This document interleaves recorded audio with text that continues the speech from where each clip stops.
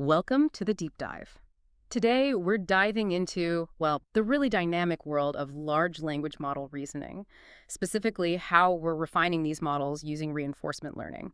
But there's a tension that keeps coming up in the research we looked at. It's this conflict between just maximizing rewards, getting the best score, versus maybe needing something more nuanced, like matching the whole range of good answers. That's a great way to put it. So the mission for you today, listening in, is to really get under the hood of something called FlowRL. It's a new policy optimization algorithm, and it's trying to do something pretty different. Instead of just chasing that top score, FlowRL aims to align the model with the entire distribution of high-reward possibilities. It's built to encourage diverse thinking in LLMs and tackle this persistent issue people call mode collapse. Okay, mode collapse. Before we get to FlowRL fixing it, let's set the stage. Why is this even a problem? I mean, are the standard methods, things like PPO, proximal policy optimization, and the newer one, GRPO, grouped reinforced policy optimization, they're powerful, right? They've given us big improvements in LLM reasoning. Oh, absolutely. They are the workhorses right now, no question. Yeah. But, the thing about both PPO and GRPO is they fundamentally share this reward maximizing objective. Think about it like climbing a mountain. If you just tell the AI, get to the highest point the fastest way, it'll find that one main obvious trail. And just hammer that one trail over and over. Right. It calculates the expected reward and pushes everything towards maximizing that. And the downside, the big consequence of that intense focus, is what the sources point to as overfitting. It overfits the dominant mode, the most common successful path in the reward distribution. So it finds one good way to solve a problem and just keeps doing that? Pretty much. It identifies maybe the easiest or most frequent solution that works and then just exploits it hard. Which leads directly to mode collapse. Mode collapse. The model spits out reasoning paths that all start looking very, very similar. The research notes that even advanced methods like GRPO tend to neglect other valid ways of solving the problem. Maybe these other ways are a bit less common or slightly lower reward, but still perfectly logical. GRPO just ignores them because they're not the absolute peak. And that really limits the model's ability to generalize, doesn't it? Especially for complex tasks. Hugely. If it encounters a problem where that one dominant strategy doesn't work, it's stuck. I can really see that being an issue for, say, long chain of thought reasoning, the kind needed for tough math problems or intricate logic puzzles where sequences can be thousands of tokens long. Often, there isn't just one way to crack those. You might have several valid approaches. If your model only knows the most common one, It fails. Yeah. Simple as that. For good generalization in complex reasoning, you really need the model to understand and be able to generate a distribution of plausible solutions, not just optimize for one single winner. That maximization approach just isn't enough for complexity and ambiguity. Okay, so the traditional RL approach has this inherent flaw for diverse reasoning. How does FlowRL propose to fix it? What's the core shift? The core shift is fundamental. FlowRL basically says, let's stop focusing only on maximizing the expected reward. Instead, the goal becomes matching the entire reward distribution. Matching the distribution, how does that work mechanically? It uses a really neat mechanism, actually, kind of inspired by concepts in energy-based models. It takes the simple scalar reward, just a single number saying good or bad, and transforms it, turns it into a proper normalized target probability distribution. And the key piece of machinery for this is introducing a learnable partition function. They call it ZDXX. Okay, a partition function. That sounds pretty technical. What's its job in simple terms? Think of it like the anchor or the normalization constant for all possible good outcomes. It makes sure that when you turn rewards into probabilities, usually by exponentiating them, all those probabilities add up to 1 like they should. Without it, you don't have a stable target distribution for your policy to aim for. It essentially translates how good this path is, the score, into how likely this path should be, a probability. So the model isn't just trying to get high score, it's trying to learn the likelihood of different high-scoring paths. Precisely. And the optimization then becomes minimizing the difference between the model's own policy and this target distribution derived from the rewards. Specifically, they use the reverse KL divergence. What minimizing this KL divergence does is push the policy to sample successful reasoning paths in proportion to their rewards. So very high reward paths, sampled often. Medium reward paths, sampled sometimes. Low reward paths, ignored. It learns the whole landscape. And this connects to other ideas in machine learning, right? The sources mentioned GFlow nets. Exactly. This KL minimization objective, it turns out, is mathematically equivalent to minimizing something called the trajectory balance loss.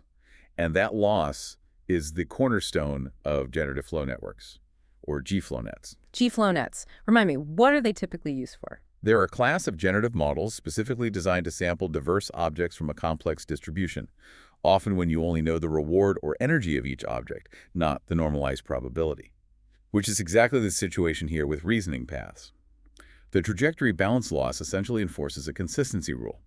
It says the probability flow into any state or partial reasoning path must equal the flow out. It ensures the network learns a coherent mapping of the entire reward landscape. So it's borrowing this GFlow net idea, which is inherently about diversity in distributions, and applying it to policy optimization for LLMs. That's the key insight. It provides a practical way to optimize for distribution matching, often just using a simple squared error loss, which is much more stable than trying to directly maximize rewards in these complex scenarios. Okay, that makes theoretical sense. But you mentioned these chain-of-thought reasoning paths can be incredibly long, up to 8,000 tokens. Applying something like trajectory balance, which looks at the whole sequence, sounds like it could get computationally messy. Did they run into issues? Oh, definitely. Applying it naively to such long sequences brought up some major technical hurdles. The first big one was exploding gradients. Because trajectory balance is a sequence-level objective, right? The loss calculation involves the log probability of the entire sequence. That means summing up log probs for every single token. So for an 8,000 token sequence, that sum gets huge. Exactly. The gradient magnitude scales with the sequence length. It can become enormous, making the training process incredibly unstable. The whole thing could just blow up. Not ideal. How did they counteract that? What was the fix? They introduced a technique they call length normalization. It's essentially a clever form of reward shaping.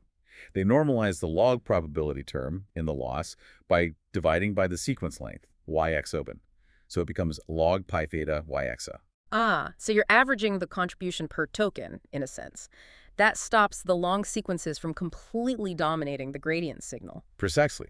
It stabilizes the learning signal across sequences of vastly different lengths, which is crucial for these kinds of problems. Okay, gradient explosion handled. What was the other main challenge? The other one was sampling mismatch. You see, most modern RL methods like PPO try to be efficient. They reuse data, meaning trajectories generated by older versions of the policy. That's called off-policy training. Yeah, it saves computation. It does. But the KL divergence objective that FlowRL uses, the one derived from GFlow nets and trajectory balance, theoretically assumes you're sampling only from the current up-to-date policy. That's on-policy sampling. So there's a mismatch. The objective wants fresh samples, but efficiency demands using older ones. How do you reconcile that? They tackled it using importance sampling. This is a standard technique, actually. You can correct for the fact that a trajectory came from an old policy by reweighting its contribution to the loss. The weight is the ratio of probabilities, pi alt yx yx pi. Basically, how much more or less likely is this trajectory under the new policy compared to the old one? But couldn't that ratio itself become unstable? If the new policy really likes a trajectory, the old one barely sampled. It absolutely could, and that's why they added another layer of stability, PPO-style clipping. They clip that importance weight, $2, so it can't become excessively large or small. This combination lets them use off-policy data for efficiency, but keeps the training stable under the GFlowNet-inspired objective. It's a nice blend of techniques. Okay, the technical refinements seem solid. They tackled the long sequence problem and the off-policy data issue. Now, the million-dollar question, did it actually work? How did FlowRL stack up against PPO and GRPO on tough benchmarks? The results were quite strong, especially on the really hard stuff. For math problems, they used 6 challenging benchmarks, things like AIM from recent years, AMC, Math 500, even Olympiad problems. Across these, using 32 billion parameter models, FlowRL showed an average improvement of 10.0% over GRPO. That's a solid jump. And it was 5.1% better than PPO on average, consistent gains on tough math. A 10% gain over GRPO on things like AIM problems is definitely significant. What about coding? Similar story there. They tested on Live Code Bench, Codeforces, and Human Evol plus I. FlowRL came out on top across all 3. It achieved a Codeforces rating of 1549.5, which is quite competitive. So yeah, the performance numbers suggest this distribution matching approach translates into better solutions for complex step-by-step reasoning in both math and code. Better scores are good, but the whole premise of FlowRL was about diversity, escaping that mode collapse. Did they measure the variety of solutions generated? How did they quantify diversity? They did, and this is where it gets really interesting. They ran a specific diversity analysis, focusing on the AIM math problems again. They took the solutions generated by different models and used GPT-4 Mini, another capable model, to actually evaluate the approach taken in each solution. Not just if it was right, but how it got there. They assigned a diversity score from 1 basically identical methods to 5 very different methods. So using AI to judge the creativity of another AI's reasoning. Okay, what did they find? The results really backed up the core idea. FlowRL achieved a diversity score of 2.28. The best baseline, BPO, only managed 1.31. Wow, nearly double the diversity score. Yeah, it's a substantial difference. It's Yeah. pretty clear empirical evidence that aiming for distribution matching instead of just reward maximization leads to much better coverage of different valid reasoning modes. It doesn't just find one way, it finds multiple ways. Can you give us a more concrete feel for that? Like, what did the actual reasoning paths look like side by side on a specific problem? They included a case study on an A problem that illustrates it well. With GRPO, the output showed clear signs of getting stuck. It kept trying the same technique, the AMGM inequality, 3 different times. Even if it wasn't working. Apparently so. It also got into some loops using mathematical identities that didn't really advance the solution. It was stuck in its preferred but ultimately unsuccessful mode. Classic exploitation addiction. And FlowRL on the same problem. FlowRL's output looked quite different. It explored more diverse strategies. For instance, it made a clever symmetry assumption, setting 2 variables equal. This wasn't necessarily the only way, but it was a strategic move that simplified the problem significantly, reducing it to a cubic equation they could actually solve. It led straight to the right answer. So instead of repeating the same failed tactic, it tried a different angle, a simplifying assumption, and that unlocked the solution. Exactly. It demonstrates that ability to explore different logical avenues, which is what the diversity score was picking up quantitatively. So, recapping FlowRL, it's this shift to distribution matching using a flow-balanced objective from GFlowNets. It avoids mode collapse by not just maximizing reward, and it's made practical for long chains of thought by using length normalization and importance sampling with clipping.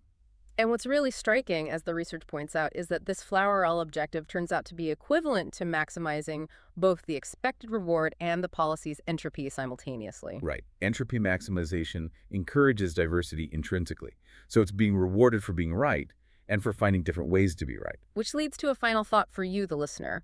If we have algorithms like FlowRL that aren't just finding the peak of the mountain, but are actively trying to map out all the good paths up, what kinds of really complex, multifaceted problems with many valid solutions could we now tackle more effectively? That ability to map the entire landscape of possibilities feels like a significant step.